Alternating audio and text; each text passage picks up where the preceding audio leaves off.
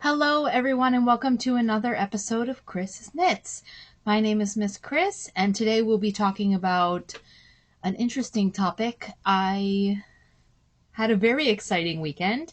I went to a place called Okunojima, which is Rabbit Island in Japan, and it is a World War II era bunker where a whole bunch of rabbits have grown wild on the island, and they just live there and people go feed them. If you want to learn more about that and more about the project that I made on my way to Rabbit Island and my adventures there, please stay tuned for more.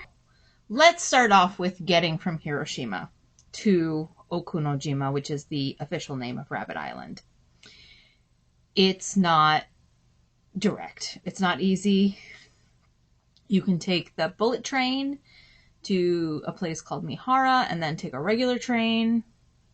But I decided that I was going to take the slow, and that'll take you about an hour and 15 minutes, 2 hours-ish. But I decided that I was going to take the slow train, and I was going to go all the way around the coast of Hiroshima, and I was going to enjoy the picturesque views and the amazing, towns and cities, and I was going to take my time, and it would be just for me, and I would do a project on my way. And so, I completed a scarf.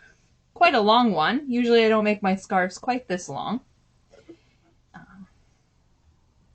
I usually make them quite a bit thicker. But it is quite a serviceable scarf. I am definitely a fan of it. I love this purple stripe down the middle.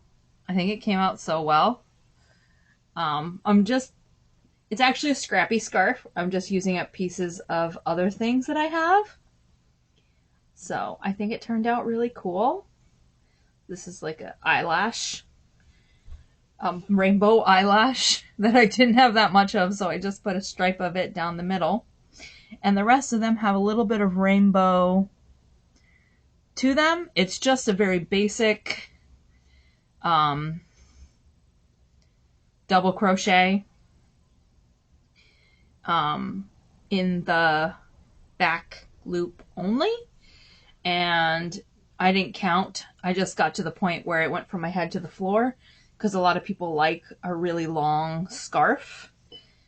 I like one that you can just kind of do like this and it sits right here, but most people like them quite a bit longer where you can do this quite easily.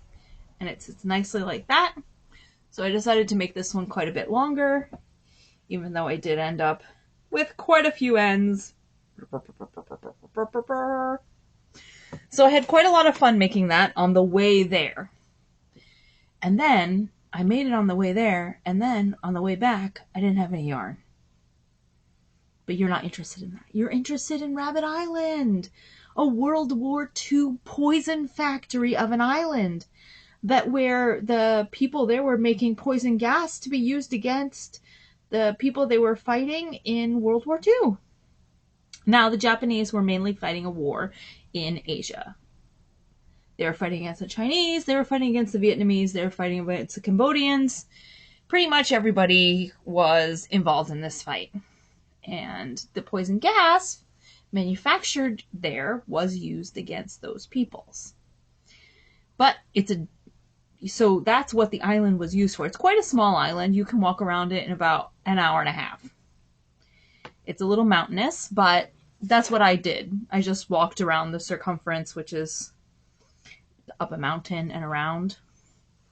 But the place is covered in old World War II things like barracks and the poison gas munitions areas and all kinds of interesting World War II historical stuff. But it's also covered in bunnies. And it was super cute. So, but rabbits are crepuscular, which means that they are active during the day and the night. And they are not very active. They're active during the morning and the evening. They are not very active during lunchtime, which is when I showed up. So I took my walk first, and then around 2:30, 3 o'clock, I made my way down to where the bunnies were and hung out with them for a little while. Um, I brought a few non-traditional foods. Like, most of the rabbits are eating cabbage, carrots, and that's pretty much it. So I wanted to give a little bit of variance to their diet, so I brought some grapes and some tomatoes. I checked that both are safe for rabbits. Grapes rarely, but tomatoes can be considered a good part of their diet. And the last time I had been there was like 4 years ago. I know this is a crochet and knitting channel, and that I should spend more time working on this. But the last time I had been there was like 4 or 5 years ago. It was before the vid hit. And the time I was there last, I saw one rat. One. And this time, I saw 8. But they were the healthiest looking rats I've ever seen in my entire life. They're obviously living off the leavings of the rabbits. And they're having a good time. So, they're not scared at all. And nobody was like shooing them away either. Everybody was just like, oh, rabbits and rats, cool. But it leaves me a little bit concerned because I'm pretty sure that rats eat baby rabbits. Which would explain the lack of rabbits. Or it could have been that it was midday and most of them were in their burrows trying to get, not to get sunburned like Miss Christine with her sunburned forehead. Blah. So it's a pretty interesting place. So it was like a 4-hour train ride just along the coast. So beautiful seascapes with mountains in the distance, like oyster beds that you could see. People were going in boats, fishing, traditional fishing boats, speed boats. There were ferries. Like, it was a beautiful experience. And then when we weren't by the ocean, we were by the mountains. And, you know, you're in these mountains, and then suddenly the mountains part, and there's this little village, and the rice fields have been filled up with water, and there's old grannies out there, like, tilling the soil, and all the houses are traditional with tile roofs, and they just look so good. And you're just passing by, like, clickety-clack on the train, and you're seeing all these amazing things, and you're like, this is great. I didn't mind my 4-hour trip there at all. Now, on the way home, I decided that I was going to take the bullet train. But the nearest bullet train place was a place where the bullet train only comes by once an hour. So, of course, my train arrived there 2 minutes after the bullet train left. So I had another hour sitting. But I had finished my scarf. So what is a girl to do with an hour of sitting? I didn't have any other projects with me. It was horrid.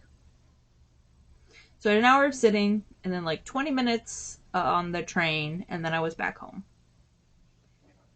Just in time to have a wonderful dinner and go to bed. And I had beautiful sun and beautiful waves, and I touched a rabbit, and I walked in the sand with my bare feet, and I put my feet in the ocean waters.